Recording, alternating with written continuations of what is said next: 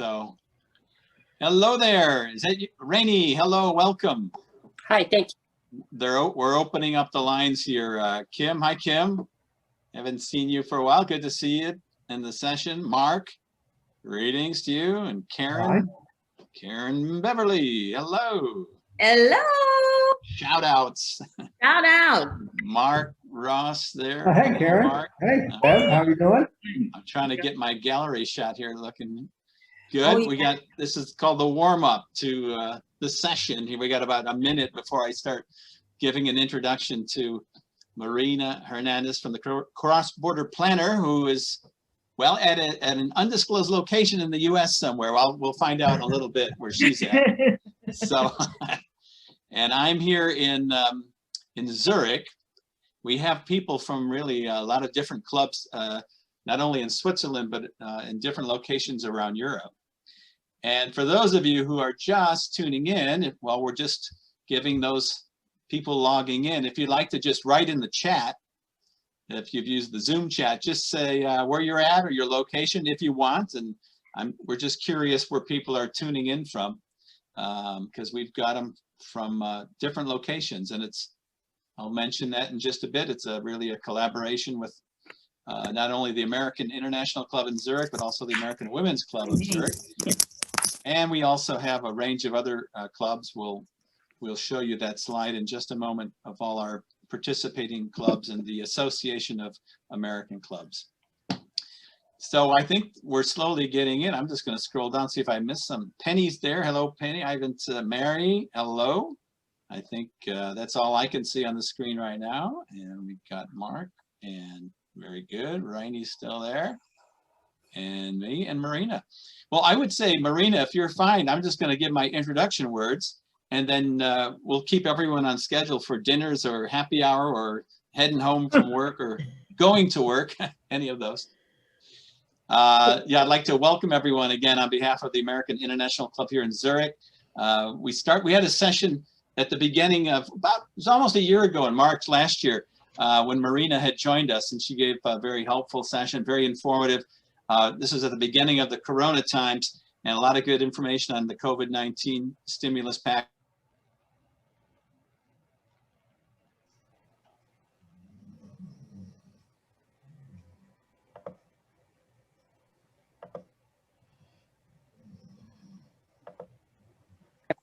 Put your mic on, please. You're unmiked. Okay, can you hear me again? Okay, it's back. Yeah, I've got a loose cord down there. So we're going to get into it. What's different with the taxes coming up in 2020? This year, what do we need to know about the new coronavirus stimulus for the Americans in Switzerland and also other countries in Europe? Tax changes with the Biden administration. That's another event that has happened now that adds a little bit of uncertainty, and everyone's curious now what's coming up and what will change, what won't change. And so we're going to find out about that in the session as well. We're going to do kind of a town hall format. So in just a few moments, when I stop talking away here, Marina will jump in and she'll start to give you a bit of presentation on some of the main issues that came up or questions that you had. We did a pre-survey, and so she's going to touch on some of those key elements, and then afterwards we're going to open it up to question and answer. So either you can just note your questions as you go, and we'll do as much as we can on the questions in the session. If there are questions that require a longer response, Marina's offered either to put them into a web page where she'll answer the questions, or we're also considering doing a follow-up session perhaps next month where we'll just go into a deep dive of the questions that people had asked in this session. So that's what we're going to be doing. On the screen there, you see now all the clubs involved here. You can even, in the chat if you want, write down, I haven't looked at the chat yet, but write down the club that you're in, whether it's in Zurich or Bern or Liechtenstein, Lisbon. And as always, we're happy that you're here. Give us your feedback.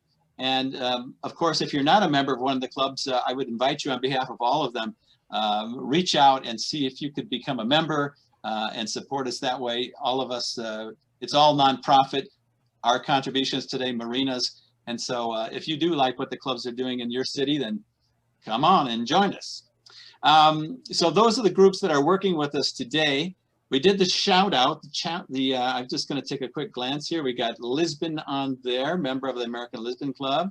And I think my audio is okay. Is that right, Marina? Yes. She says yes. All right. Greetings from Zurich, Lisbon, Zurich again, Lisbon. We got a lot of Lisbon, Zurich. Got a good Baden, Switzerland, Wohlen, Switzerland, and Penny from Basel. And who else we got here? American Women's Club. All right, Lorraine. And got Geneva zooming in too. So enough of that. You can keep writing them in there if you want. No problem. Maybe a few introduction words. I think I'm going to, so we don't take up Marina's session here. Well, let's see, where should I say? Okay, now we met, it was about a year ago through another member in the American Club here in Zurich. I had a chance to meet her, and we started talking about this public benefit initiative that we would like to do for the clubs.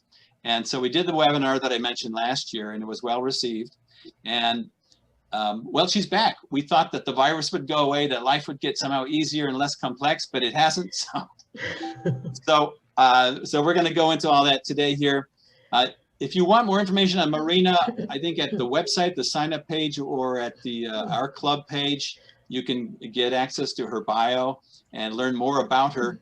I'll just say a few things that she essentially lived for the first 24 years of her life in a little neighborhood in Argentina. And then she came to the US just for 4 months. This is how the story goes, to study finance. And well, at least that was the plan. And well, as Cupid's arrow would have it, something unpredictable happened. And she said, I guess I can quote you, I met a cute American, and surprise, surprise, the plans had changed. And so her life got a bit bigger, travels and a little more complex. And so for the last 24 years or so, she's been in the US, spending some years in between in Buenos Aires, followed by London and Miami, and eventually the Philly area, where you would normally find her today, but she's somewhere else today. We should have people try and guess where you're at, Marina. Write that in the chat if you want. Yeah. Where would you be in the midst of a pandemic? That's right. Okay.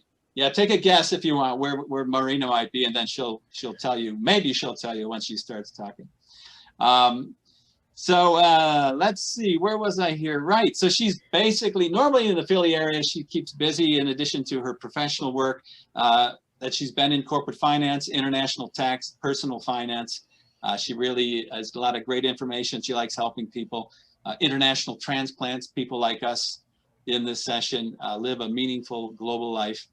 And she also keeps busy with 3 children. They're not really children anymore. I think they're adults that may have hopefully blew the coop. Transitioning into adulthood, yeah. Yeah.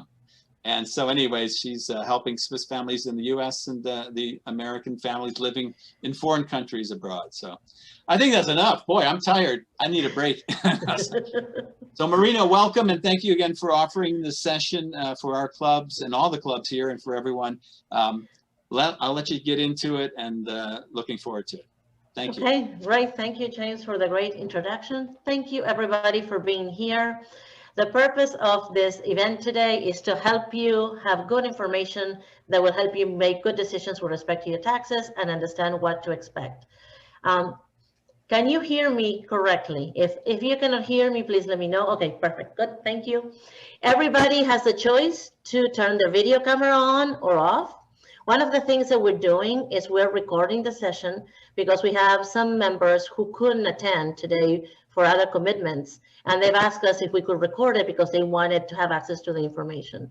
If this is a problem for you, since some people might be concerned about their privacy because their name may appear on the screen on the recording, you have the choice to leave the meeting now, and you can listen to the recording later, like the members who couldn't attend. We don't want to intrude on anybody's privacy. We just want to make it as easy as possible for the largest number of people to have access to the information. So what are we going to do today? Yes, today we're going to learn about certain things that what you told us was important for you. But before we get to that, with the introduction that James gave me, provide about me, I wanted to make sure that you know where you can find these resources later.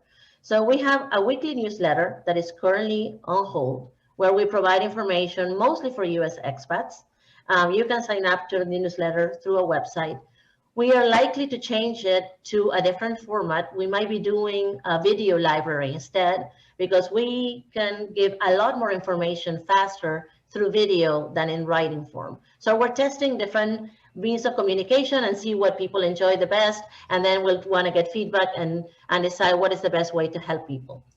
We also publish a blog where we provide information. There's a lot of entries that we have about the coronavirus, stimulus in the US that are relevant to expats and also to immigrants. I started doing this when I became a US expat for the first time after marrying an American, and then we moved back to the US, and because I was born in a foreign country, in the US I was an immigrant, so I had both sides of the story happening to me.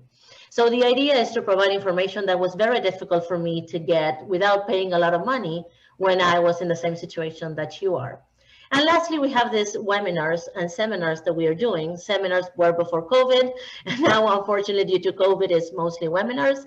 And so if you're interested, if you're the president or have some type of leadership position in any organization and you would like us to come and speak and do something tailored to your group, we're happy to do that. That's the purpose. These are all 3 events. Sorry about that. One thing is I have everybody muted, and you have the ability to unmute yourself. But during the presentation, if you can please make sure that you are unmuted, that would be great. And so that we can all listen to the presentation. Fantastic. If you want to talk, like I said, you can unmute yourself or turn on or turn off your camera. All right. So the first thing to understand, to make expectations clear. What is the difference between education and advice?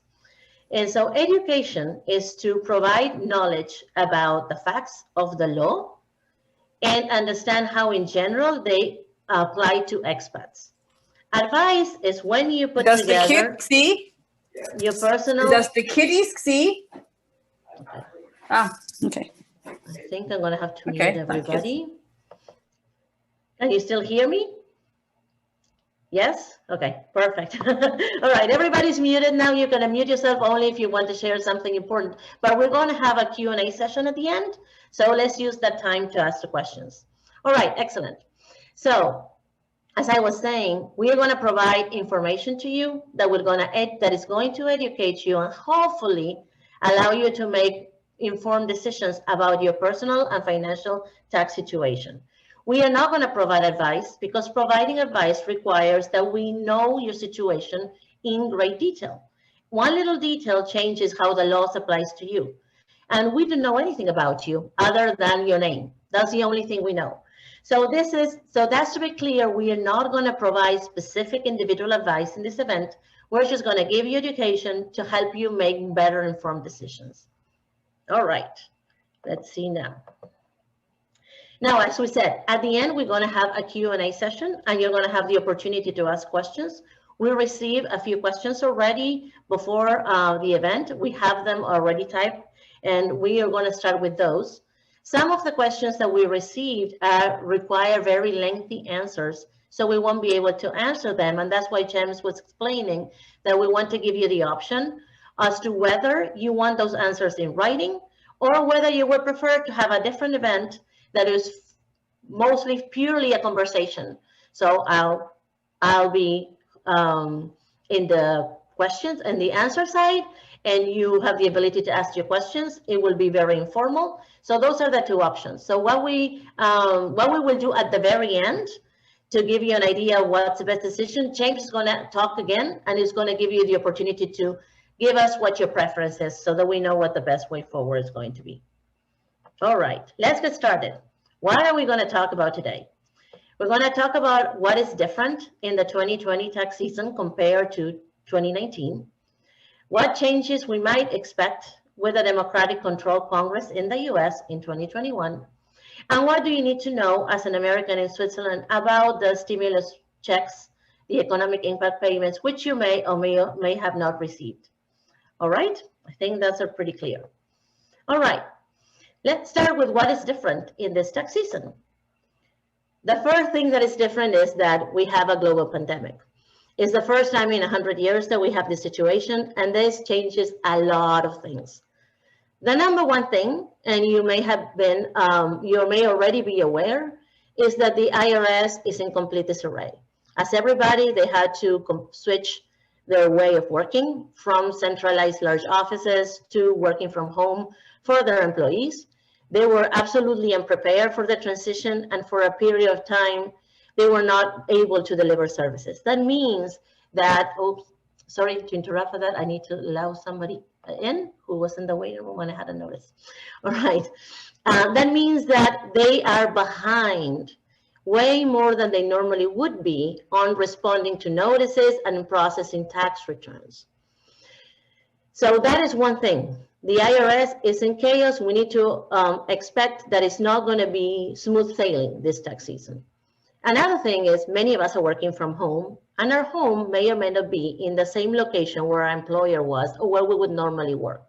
And we expect that this will create all kinds of payroll and income tax issues because people might have been working from a different canton or from a different state or even from a different country from where they normally work. And if you're employed by a company, they may have continued to withhold taxes as if you were still working at your regular office. And that can create conflicts with the place where you were located doing work. So you can expect that there might be more questions from your tax preparer and more information required about where you've been working and from where you have been doing your activities if there was a change because of the pandemic. Another change is that we have two massive legislations to provide relief for Americans in the US and Americans all over the world. The CARES Act that happened in March of 2020 and the COVID Tax Reconciliation Act, COVITRA, that was signed into law on December 27th.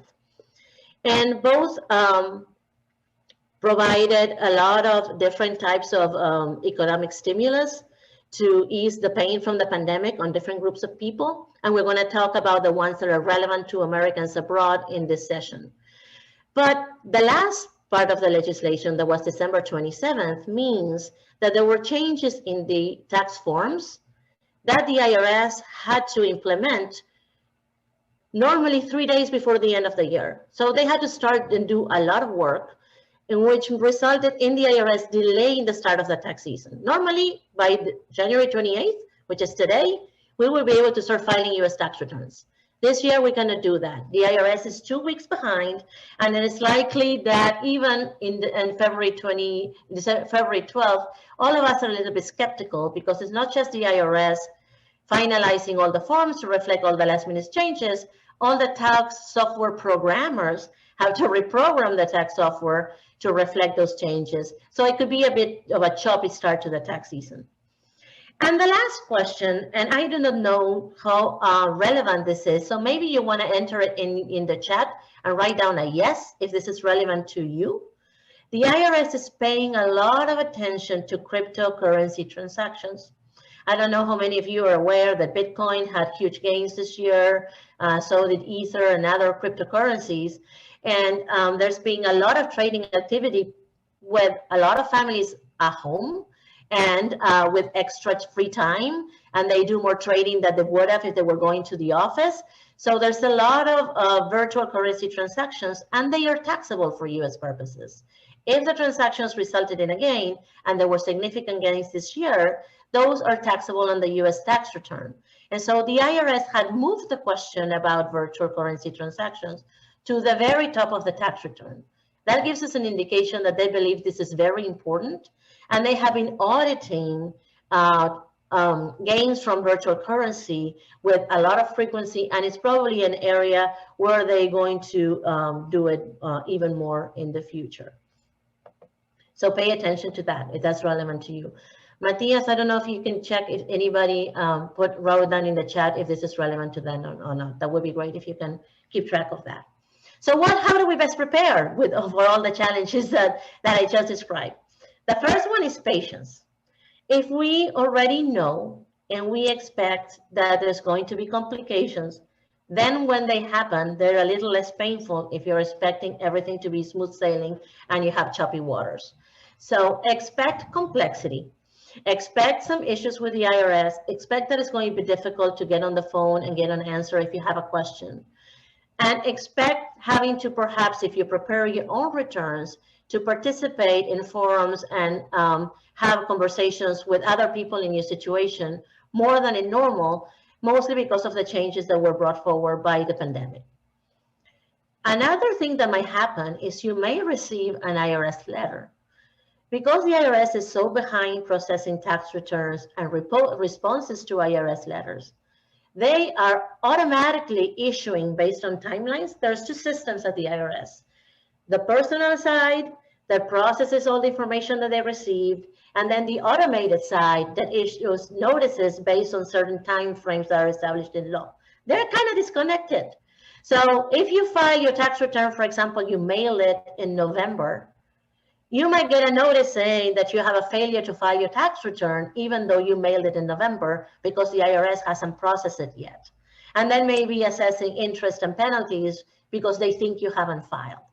So my recommendation to everybody is, if you receive an IRS letter, do not panic. It's very likely that it's due because of issues at the IRS and not your fault. However, don't ignore it. Pay attention to it.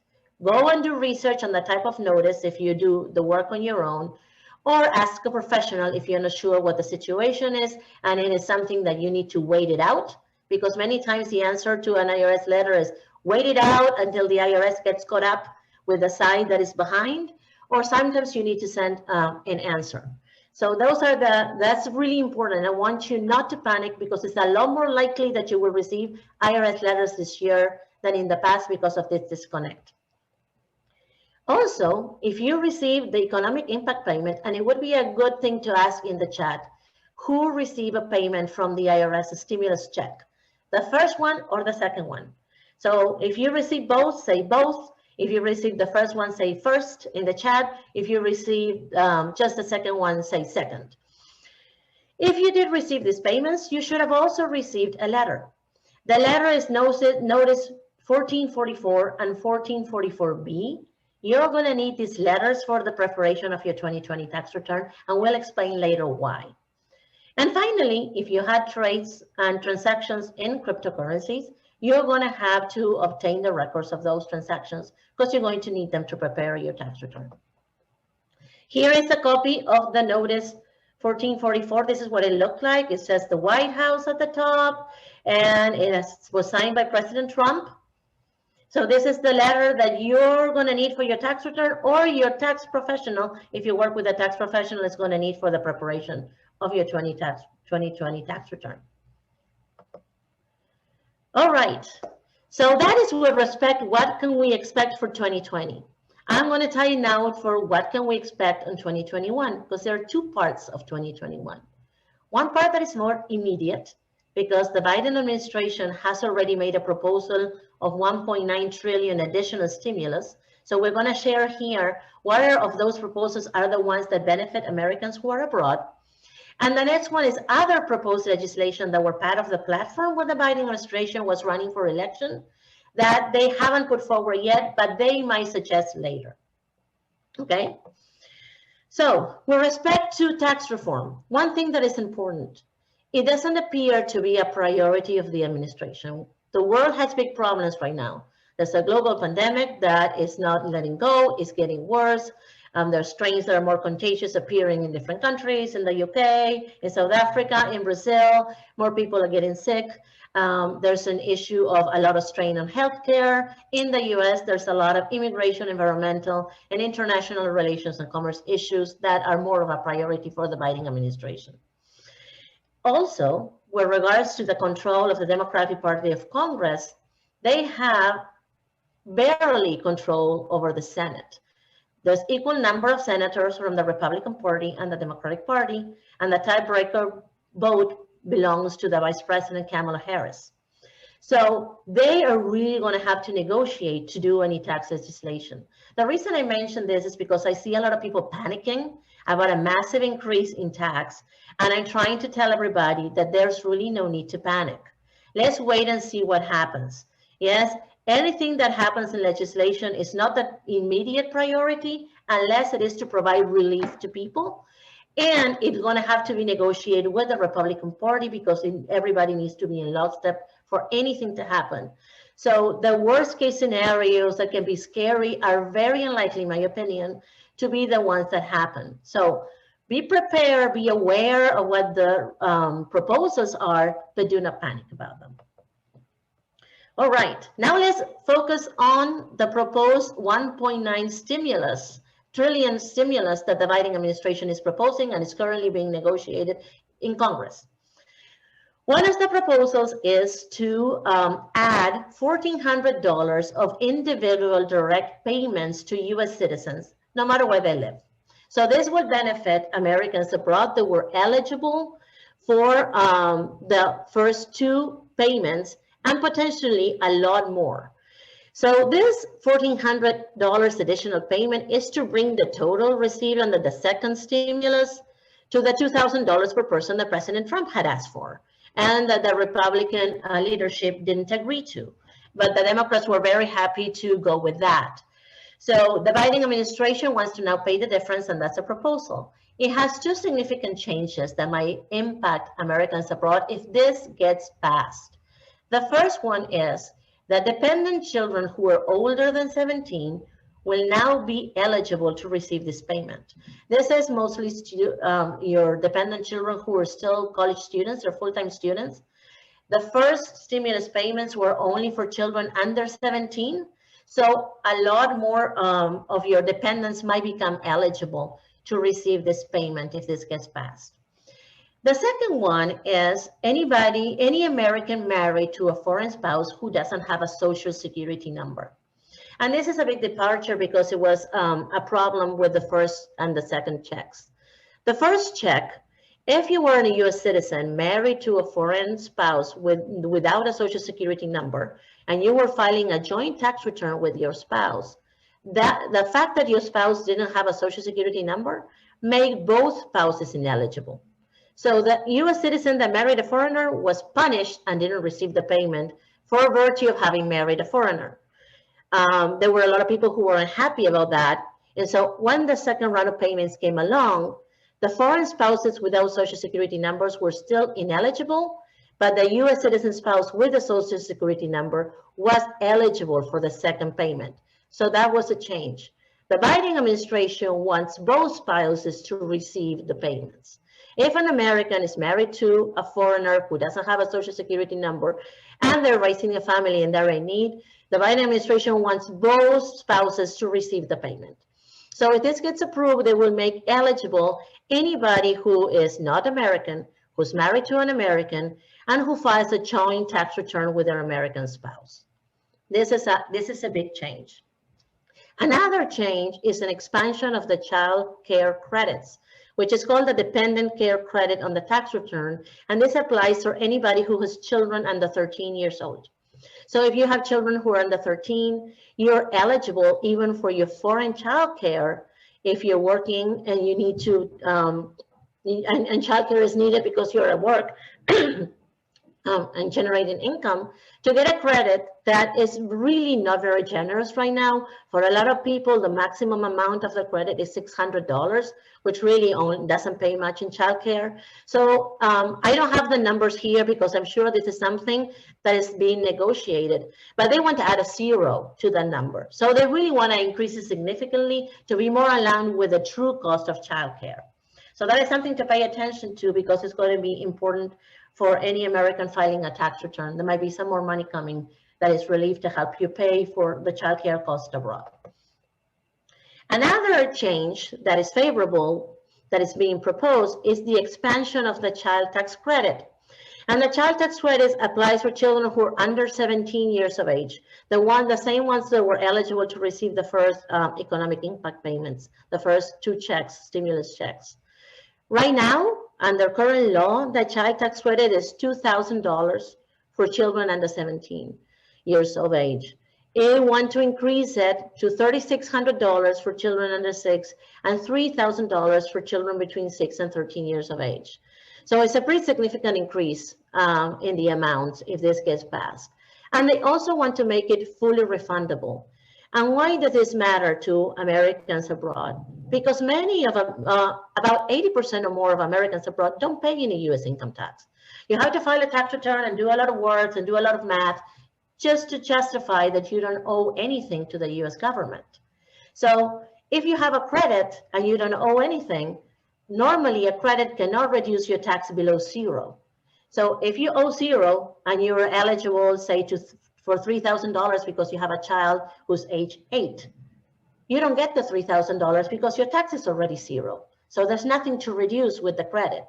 When the credit is made refundable, what it means is that it reduces your tax to negative.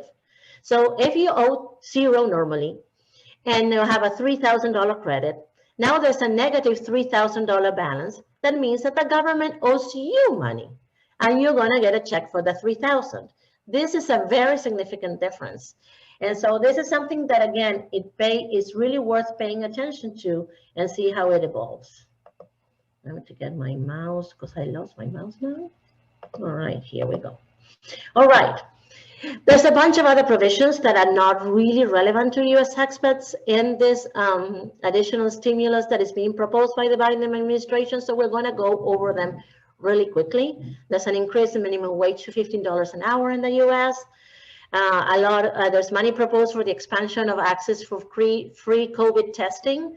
It is believed that the way that we can go back to normal or closer to what normal was before the pandemic is to make the availability of testing affordable, ideally free, and for a lot of people. So massive availability of testing so that those who are healthy can travel, and only those who need to be quarantined and stay home are the ones who do that. And that helps the economies restart.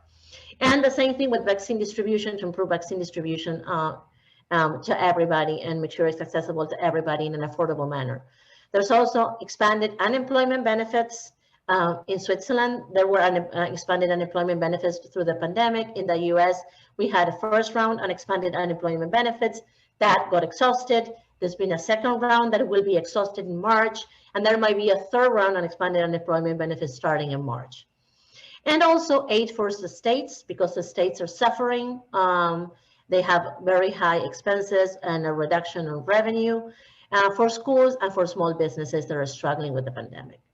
So all of these benefits are only available to Americans who are living in the US, but it gives you an idea of what's the overall package that they're proposing for pandemic relief. All right, now the larger picture, and this is the part that worries a lot of people because this is the part that refers to what was disclosed during the race, the presidential race, as the platform for the Biden administration, the longer term goals that they might have, which might become a priority later on as all these more immediate problems get resolved. The key areas are corporate taxes. The Trump administration reduced corporate taxes from 35% to 21%. The Biden administration wants to take corporate taxes back up to 28%. That's a proposal. Individual income tax rates. Those were reduced under the Trump administration, particularly for higher earners. The Biden administration is proposing higher tax rates for anybody making over $1 million. So it would be really for higher earners that there would be a change. Social Security taxes. Anybody who's in Switzerland would understand this well. In Switzerland, there is no cap on your wages that are subject to Social Security taxes. In the US right now, there is a cap. And so the Biden administration, to increase the funding in the Social Security system, is also proposing some modified version of the elimination of the wage cap for Social Security tax contributions in the US. More similar to what Switzerland is doing already. There's a bit of a difference. It doesn't matter to go into details, but it's similar to that. Charitable contributions. There's a perception that the charitable contributions, the deduction, benefits mostly the very wealthy. So it is limiting the percentage in which you can reduce tax to 28% of the amount that was donated for people that are paying taxes at a higher rate. So that's one of the proposals. It's still going to be a deduction, but it's going to be limited in its value. Changing long-term capital gains tax rates. I'm sure you're all aware, if you live in Switzerland, if you live in other countries in Europe, you're paying higher capital gains than in the US.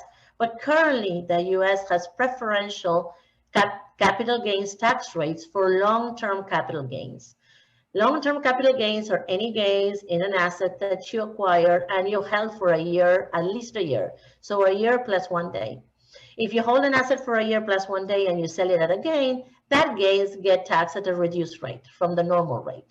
The Biden administration is proposing eliminating that. So that is one that worries a lot of people, particularly Americans living in Switzerland, because they don't pay any tax on those gains right now in Switzerland. So any increase in tax is going to affect them and they might need to plan for that.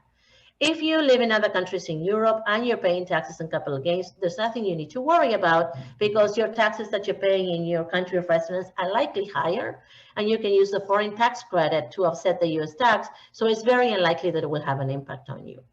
And the final one is the estate tax exemption. The United States doesn't have an inheritance tax. It has an estate tax. That means that it taxes the assets that are owned by a person who passes away before those assets get distributed to the heirs. Right now, we have huge exemptions for that. It's over $11 million per person. A married couple has an exemption of more than $23 million, which means that it's like less than 0.1% of people are actually subject to this tax currently.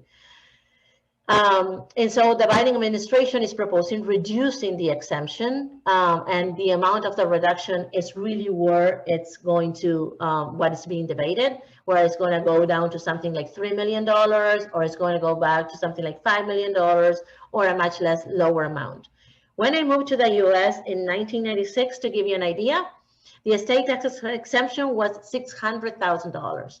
And now it's 11.5 million. So this is something that has grown tremendously in the last 25 years in the US. All right, and now we're going to get to our final point, is what do we know about the coronavirus direct relief payments to Americans in Switzerland and in other countries in Europe?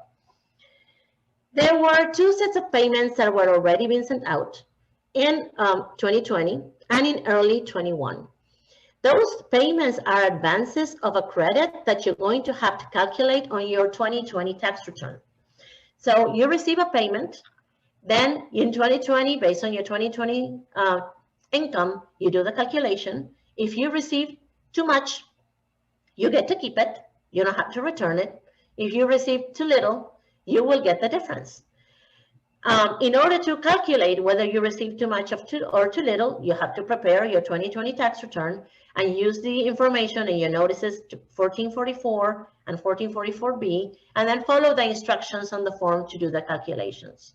Like I said, if the calculations show that you paid too much, you keep the difference. If the calculation shows that you didn't get enough, you are going to get paid the difference when you file your 2020 tax return as a tax refund. All right, why do we have this issue of potentially having received too much money or not enough money? When the US government had to make a decision on how to help people, they prioritized helping people quickly because they realized that a lot of people were suffering due to the pandemic. And so if you want to do things quickly, you need to do it with the data that you have available. Ideally, you would have paid the payments, you might have made the payments based on 2020 income, but the IRS didn't know anybody's 2020 income during 2020. They will start finding out when people start filing their 2020 tax returns. Because they didn't want to wait until 2021 to send out the money. The first payment was calculated based on the 2018 income that was reported on the tax return, on the 2018 tax return. Some people were early birds and had already filed 2019 tax returns by the time the first checks came out. Those people would have received it based on the 2019 income on their tax returns. The 2021 payments, the one that started coming out in January, were used calculating how much you were entitled to based on your 2019 income, the one that was reported on your 2019 tax return, because everybody should have filed your 2019 tax return already. The extension for that tax return ended, the timeline ended on October 15th, 2020. So everybody should have already filed 2019. If you haven't filed it, you may receive it based on your 2018 income. And so now when you file your 2020 tax return, it's going to be your opportunity to do the math and the reconciliation. And here's when I want to talk to you a little bit of planning opportunities. If you are close to the income limitations to receive the check, but just above, you may want to evaluate two things. If you don't use the foreign earned income exclusion, but you're eligible for the foreign earned income exclusion, you need to determine whether it makes sense to claim it in 2020 to receive the checks. Now, it's important to understand the consequences, and we have a blog entry in the Crossborder Planner website that explains what are the considerations that you need to make if you make the decision to start claiming the foreign earned income exclusion and you were not claiming it before. So this is important for you to really study the consequences, because there are consequences just beyond 2020 for receiving this check. And another thing that is a benefit for Americans in Switzerland and for Americans in many countries in Europe that do not participate in retirement plans that are considered qualified in the US, you have the ability to reduce your US taxable income by making IRA contributions if you have enough wages to make IRA contributions. So making IRA contributions might be another way that you can make yourself eligible for more money from the government, or for the entire money from the government if you're now above the threshold. The deadline for making 2020 IRA contributions is April 15, 2021. Now, making this type of decisions require a lot more information that we can discuss today, because I've already been talking for a really long time, and I want to give people a chance to ask questions. So refer to our blog, to the coronavirus tax relief category on our blog, and there's about 17 different articles there about different topics that will help you understand how to find, if you haven't received your payments, where they might be, if you should be claiming the foreign earned income exclusion, if you're eligible or you're not, and other relevant, how you can cash the check if you receive a check and you don't have a US bank account and your Swiss bank charges you a lot of money for cashing the check, or won't even allow you to cash the check from the US Treasury, and that kind of thing. So lots of information there. And also, despite the IRS being in disarray, one thing they continue to do very well is update the website. And there's a lot of very helpful information on the IRS's website, and in the presentation that I will be sharing at the end of probably next week to everybody who attended this presentation, and it will be posted on their website. You have the link to the page in the IRS to get additional information. And with this, I'm going to give the mic back to James. And we're going to get ready to open the Q&A session. Okay, can you hear me? My cord is working, right? Thanks, Yes. Marina. And thanks to all of you for sitting and staring and absorbing all this information. And it's probably just the tip of the iceberg. But we're going to now give you a chance to shape up the session a bit and hear responses to questions that are important to you. Maybe just in the chat, if you can, this was the discussion earlier. Would you prefer, if the time runs out, that you receive the additional information on questions unanswered on a web page, written format, or would you be open to having another webinar like this where we just focus on the unanswered questions in March? So you just take a moment and write it in the chat, and then we're going to let Marina start to answer your questions. And if you're sitting on some questions, she's received some prior to the webinar here. You can send that in the chat, or you can just unmute yourself and let that out. So yeah, so while you type your questions, or while you're typing on the chat, whether you want the answers in written format, or if you prefer to do a town hall that is just only to answer questions from the audience, I'm going to show you the questions that we received in advance. Okay, very good. I'll let you do that, Marina. Right, so we can do that.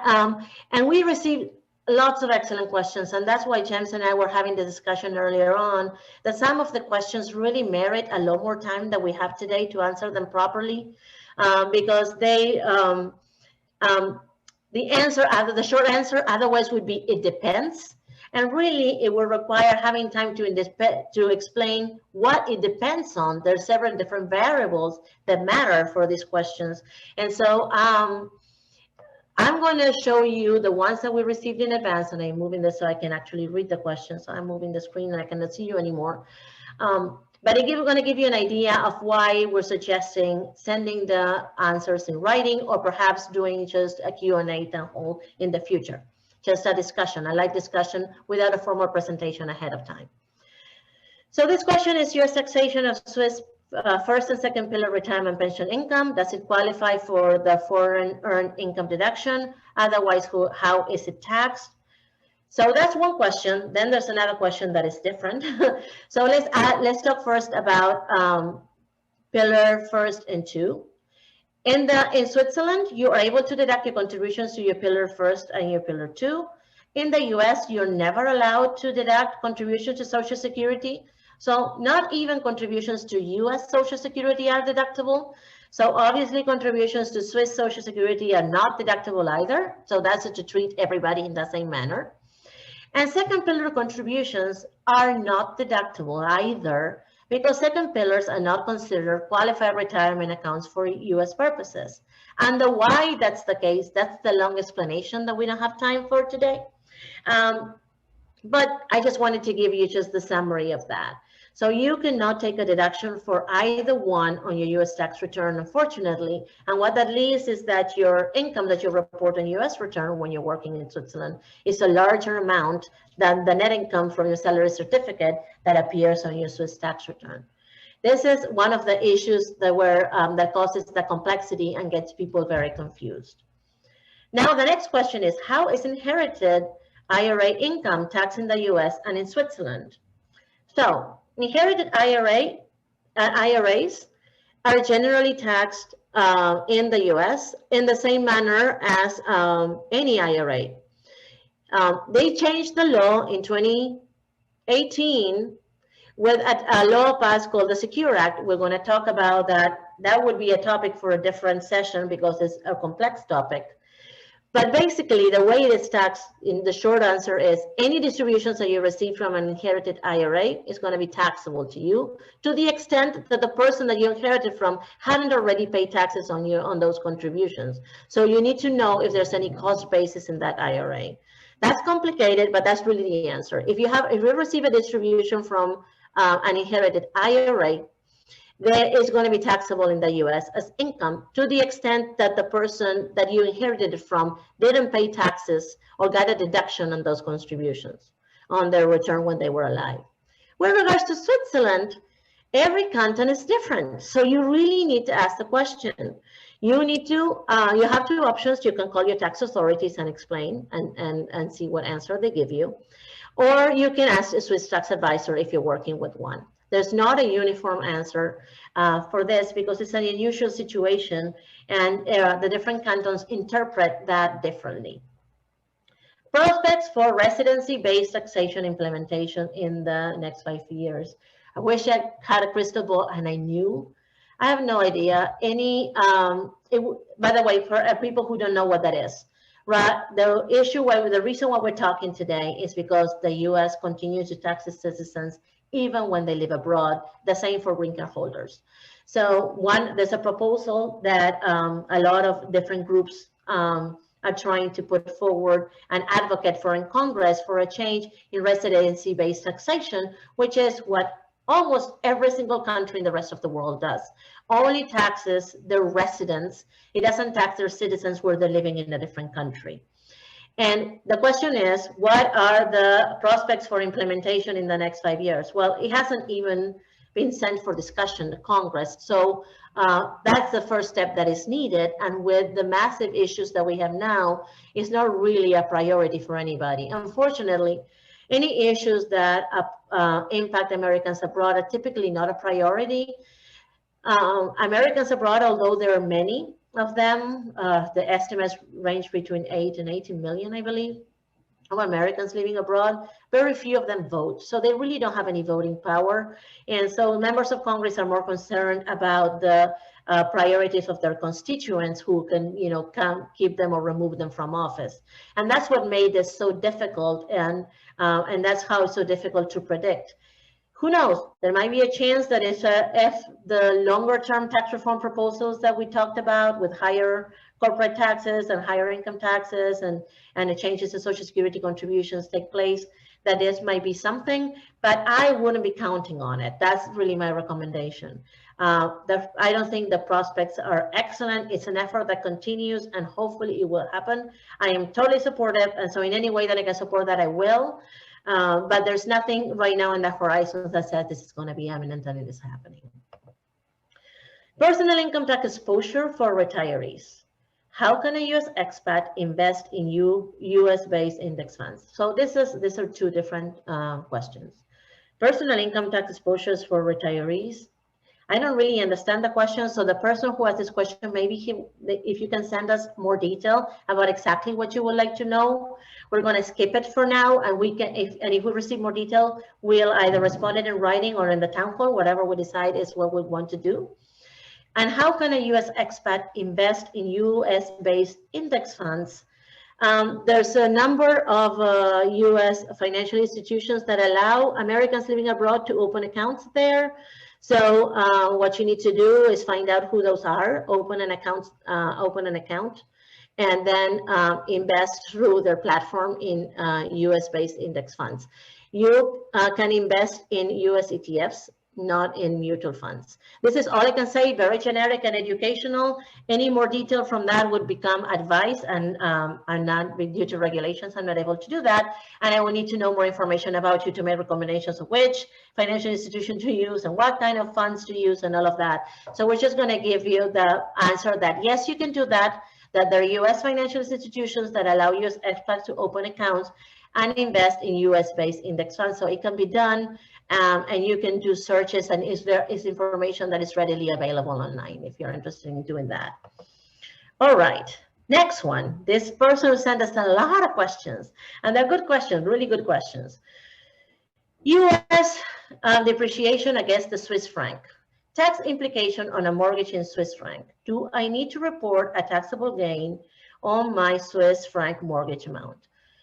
Well, the good news is the US dollar depreciates. That is not a gain for US purposes, that's a loss. So you don't have to report anything.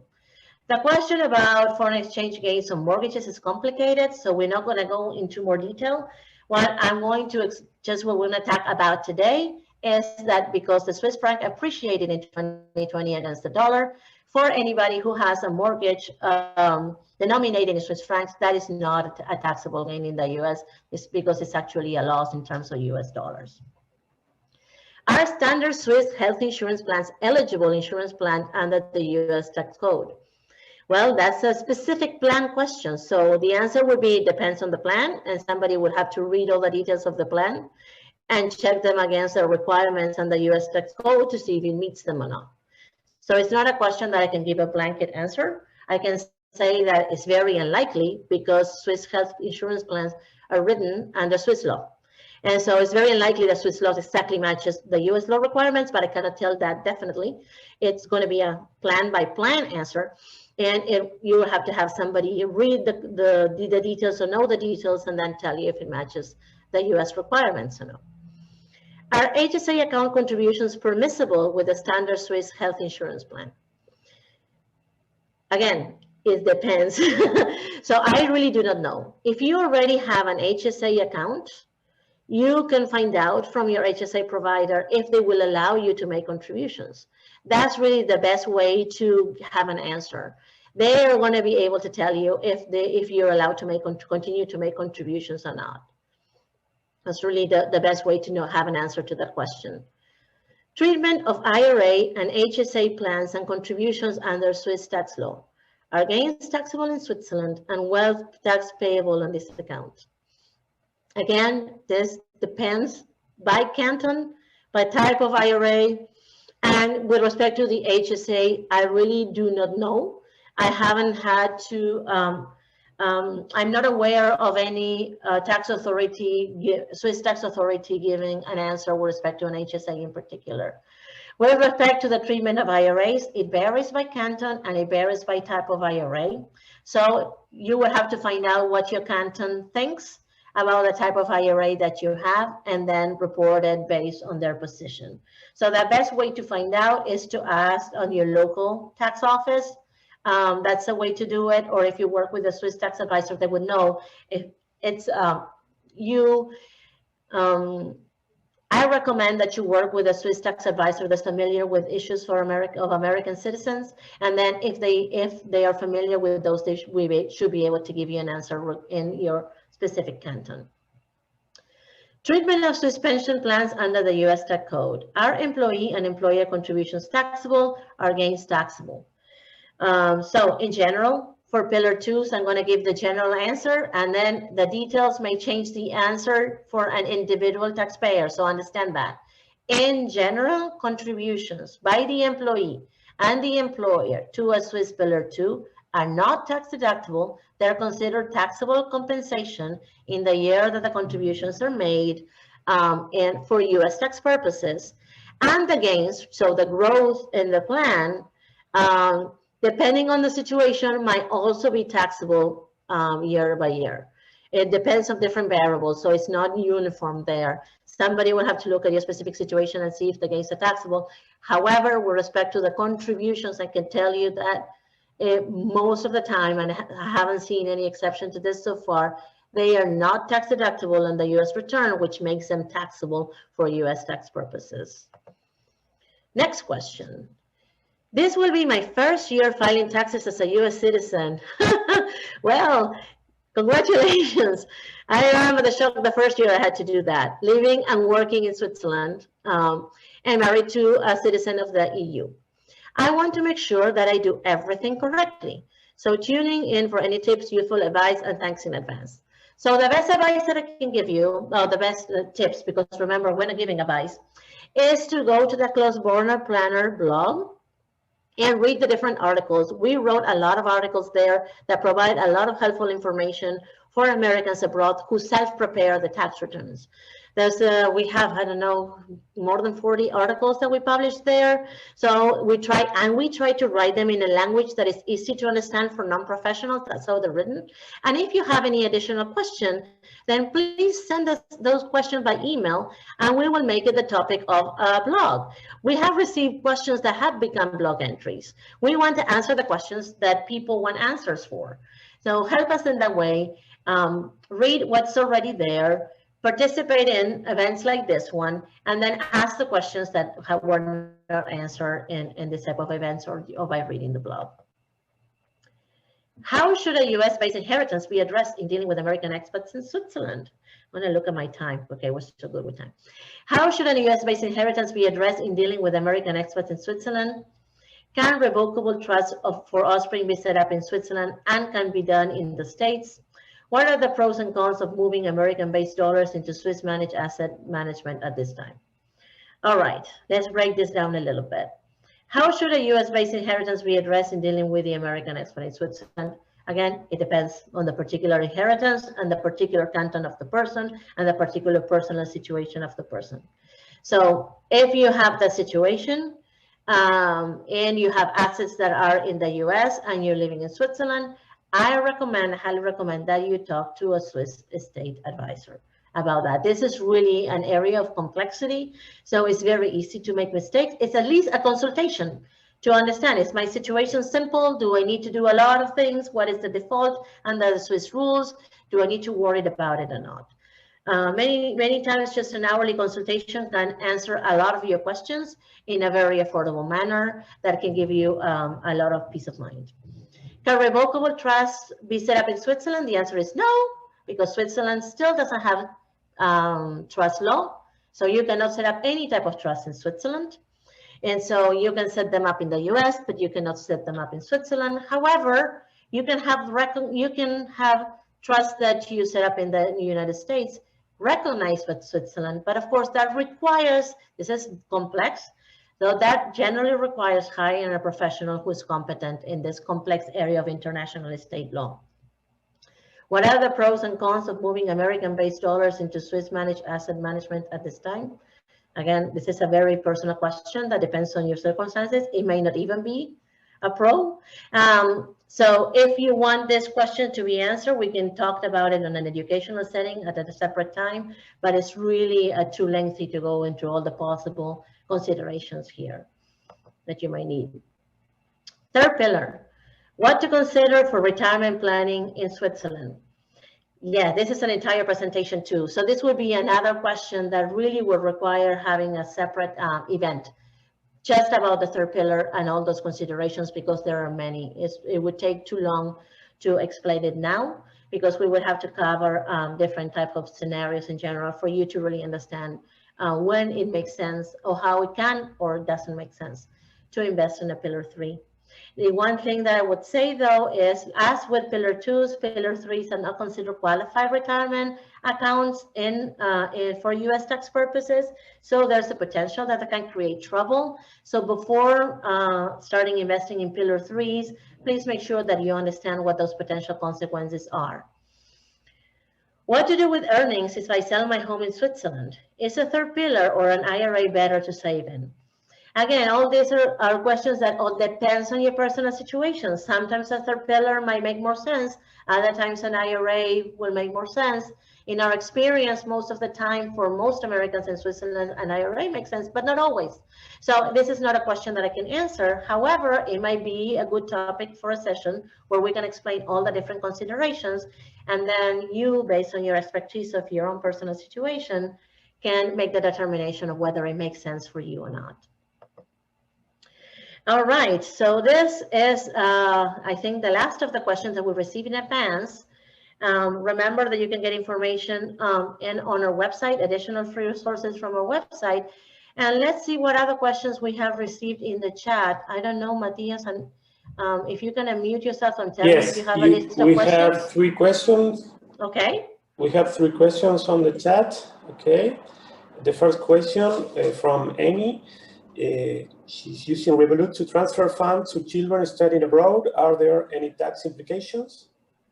So, sorry, I'm trying to find the question because I didn't understand it. Was it early on? Do you know? I'm trying to read it from yes, from the chat.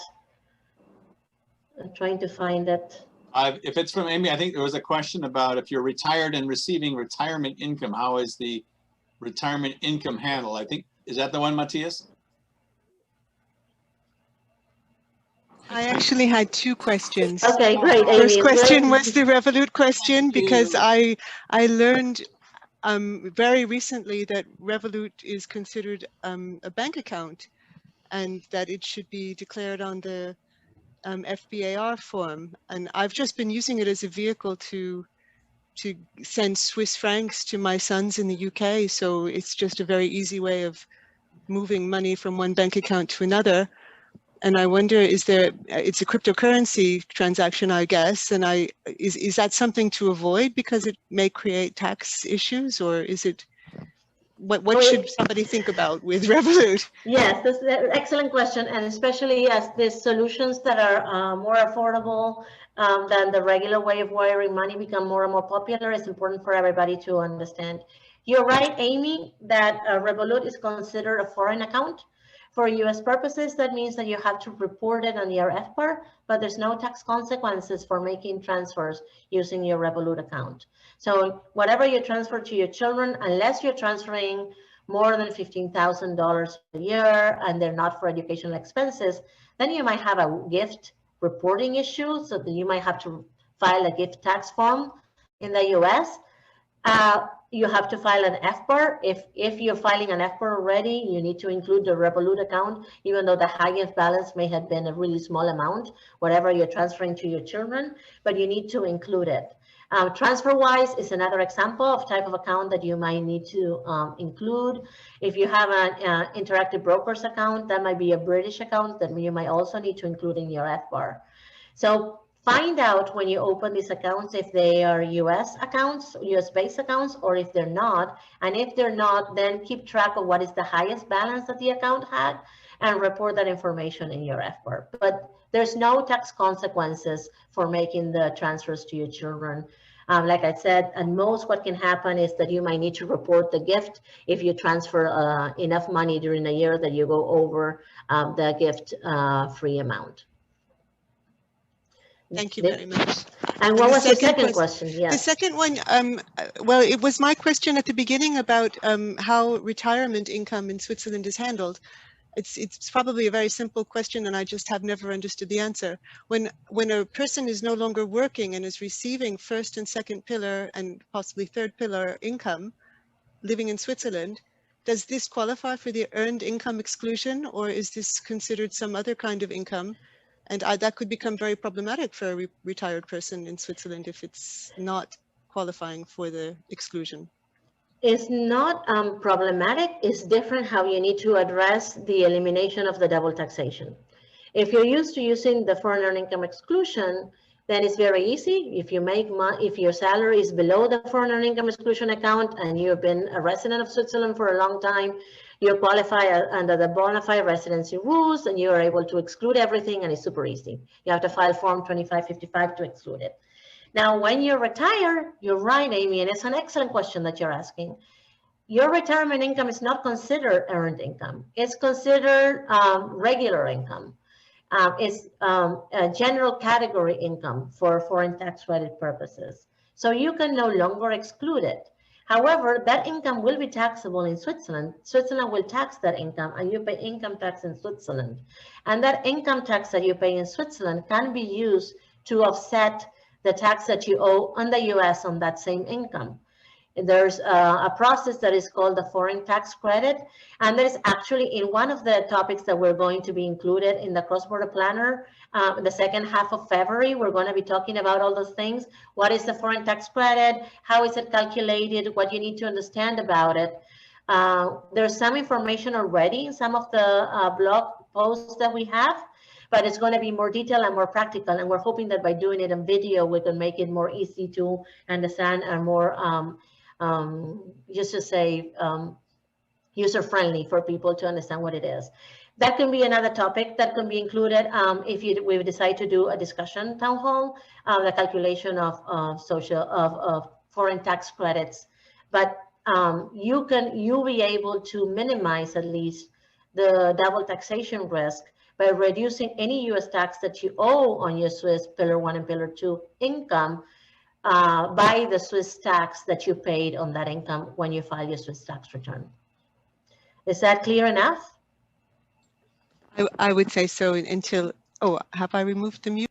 No, we can hear you. We could hear you before. Yes, thank you. I really didn't know the answer to whether it was considered earned income or not, because it's related to your employment. So I thought that there would be some arguments to consider it earned income. Yes, and there would be, but there's a definition of earned income, and Social Security and retirement income is specifically excluded from the definition. That's why. Not because you cannot make an argument, it's because Congress decided that they didn't want it to be. Yeah, so you pay income tax in the US on that income, and you pay income tax on it when you receive it back. So maybe I misunderstand, but it seems somehow, I understand that you can exclude it under the foreign earnings. And I wonder for US citizens as well, when they're receiving retirement income, it's also fully taxable? Yes. Well, not fully taxable. There's some, depending on the levels of income, some portion might be exempt from tax, but 85% is taxable usually of your income, even though you never got a tax deduction. However, there's a treaty between the US and Switzerland with some calculations that can be done. So one of the things that you can do if you're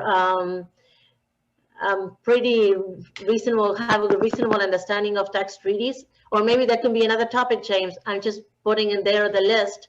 What benefit does a tax treaty provide with respect to the taxation of Swiss Social Security and Swiss Pillar 2 distributions for Americans living in Switzerland? With respect to the Pillar 2, you made an excellent point, Amy. Because the contributions were not taxable, you have a cost basis, so they're not going to be fully taxable on the U.S. return. You have to report them as taxable income, but to the extent that the contributions were already taxed when you made the contributions, they reduce the portion of the distribution that is actually taxable for U.S. purposes. So tracking your basis on your Pillar 2, because that is going to matter when you start taking the distributions, might be another topic that we can include in a future session. These are all the things that are relevant to a lot of Americans in Switzerland, and they're very important to know. So we're identifying with your questions, Amy, so thank you for making them. Thank you some very topics much. that I think are going to be of a lot of interest that we can include, James, in a future session.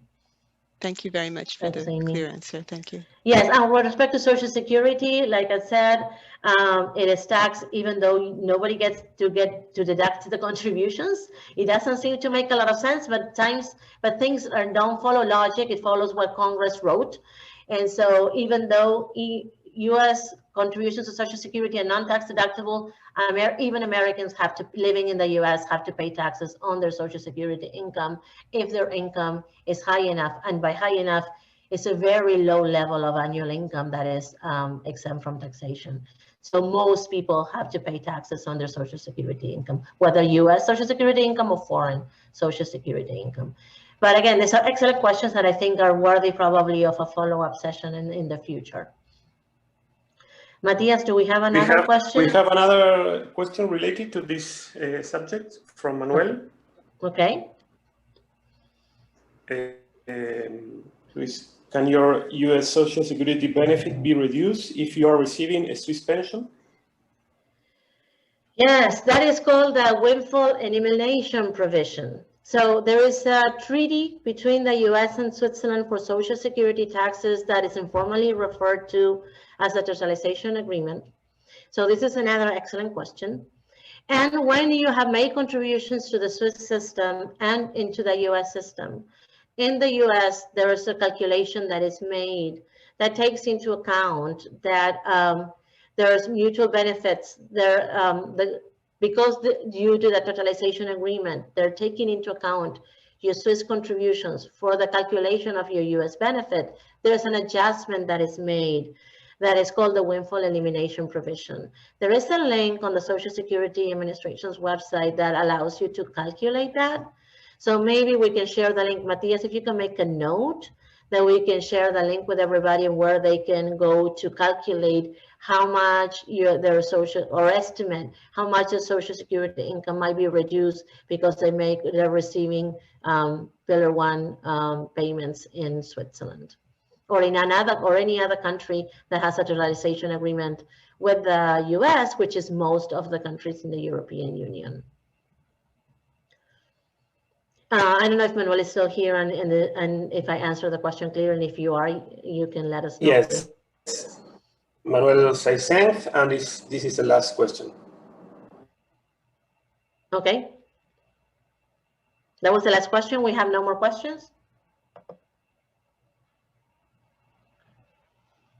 No? We don't have any more questions. All right. Does anybody has any questions that they haven't submitted in writing that they would like to ask now? Oh, sorry, Marina, there is another question